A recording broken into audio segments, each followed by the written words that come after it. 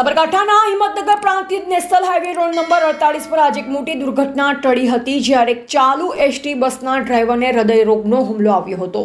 ડ્રાઈવરની સમય સૂચકતા અને અન્ય વાહન ચાલકની માનવતાના કારણે બસમાં સવાર તમામ મુસાફરોનો આબાદ બચાવ થયો।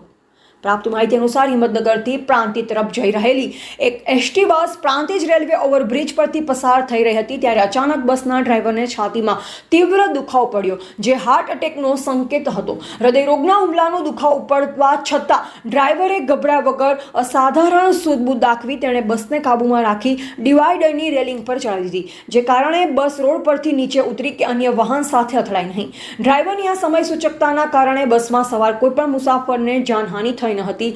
જો ડ્રાઈવરે આટલી સૂઝબૂછ ન બતાવી હોત તો પ્રાંતિજ રેલવે ઓવરબ્રિજ પર મોટી દુર્ઘટના સર્જાઈ હોત। બસ રેલિંગ પર ચડ્યા બાદ નેશનલ હાઈવે પરથી પસાર થતા અન્ય એક વાહન ચાલકે માનવતા દાખવી તેણે તાત્કાલિક બસ રોકી ડ્રાઈવરને સારવાર અર્થે નજીકની હોસ્પિટલમાં ખસેડ્યો। ડ્રાઈવરને સમયસર સારવાર મળતા તેની હાલત સ્થિર હોવાનું પણ જાણવા મળ્યું છે। આ ઘટના ડ્રાઈવરની ફરજ પ્રત્યેની નિષ્ઠા અને મુસાફરોની સુરક્ષા માટેની તેની કટિબદ્ધતા દર્શાવે છે।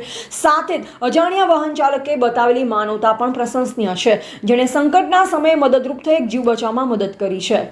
એવા રાજકમલસિંહ પરમાર, ભારતની અસ્મિતા, સાબરકાંઠા।